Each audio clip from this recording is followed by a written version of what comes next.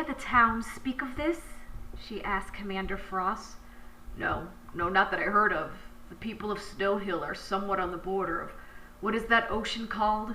He paused to think. The Queen answered briefly, "Winter's chill in the Arctic Sea."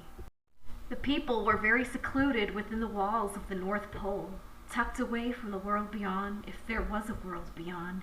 They did not see the sea, but they could only hear it crashing coldly beyond the cold, thick ice walls.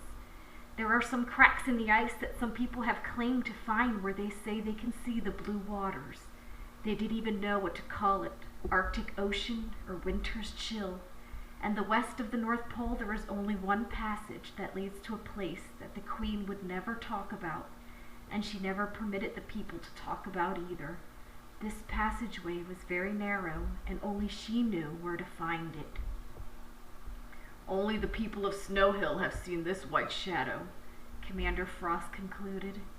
"Gingerbread Face," the Queen said. The creature stood up straight and attentive. "Do your people know of this white shadow? I know they are very prophetic or whatever." She made a face when saying this. "They must have heard some sort of mystic tiding from their deep dreams, or even something moving in the sky. Your people are the only ones who look to the heavens." "No, ma'am. Well, only me grandmother has mentioned before about the coming of a great savior." "Savior?" the Queen asked with offense and slight amusement. The creature changed his tune upon that reaction. Destroyer. A destroyer, and not a savior. Anyone who opposes you, my lady, is a destroyer, of course. Savior? Of what, right? What were they safe? We're all okay here. You rule mighty fine." He grinned nervously with his green teeth. She hated his green teeth. She hated green.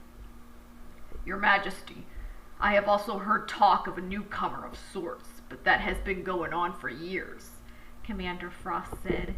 You know that religious people from the certain regions talk like that, especially the ones who oppose you, but that is just wishful nonsense thinking on their part. I did not believe that this newcomer has anything to do with this white shadow. The Queen was thoughtful a moment, and then she nodded. Right. I don't believe they are connected either, but we need to shut this rumor down.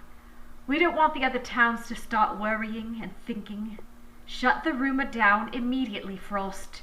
Do whatever you have to do, or I will turn the soldiers into reindeer if they should fail me. Yes, Your Majesty. I will ride off to Snow Hill right now, the commander said as he bowed before his queen.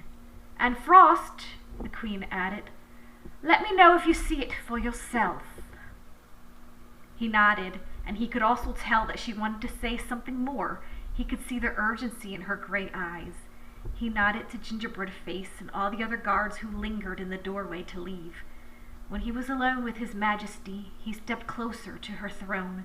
She gripped his shoulder firmly and whispered in his ear through gritted teeth, "Do you think this has anything to do with him?" He knew of who she spoke of, and he knew it was a concern. I do not think so, my lady.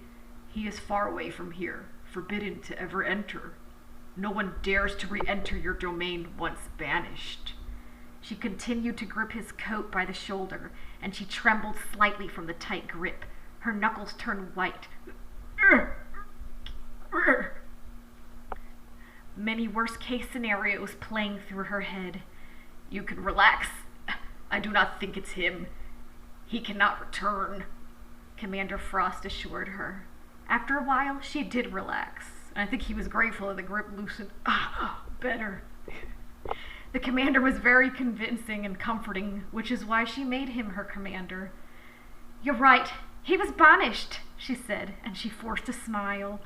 But her smiles were never natural on her malevolent face. She finally released her grip on him and looked into his stern hazel eyes. His eyes would change colors on occasion, depending on his mood, sometimes icy blue, sometimes pale green or silver, but now they were just hazel, which meant he was not worried.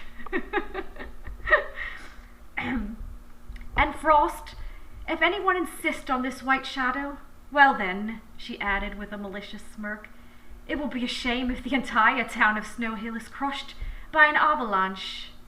Oh, I know, he agreed. Outside, the reindeer and generals waited to head out to the small town of Snow Hill. A few snow flurries began to fall, and they sensed a blizzard on the way.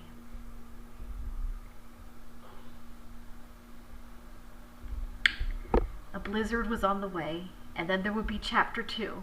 I say it's a short story for now because it's actually a novel that's in the works, and I began writing it a few years ago. I haven't continued writing it, and so I'm like, okay, well, it'll be a snippet or a short story, and, incomplete works become short stories, or they stay that way, or they end up turning into epic novellas. Who knows?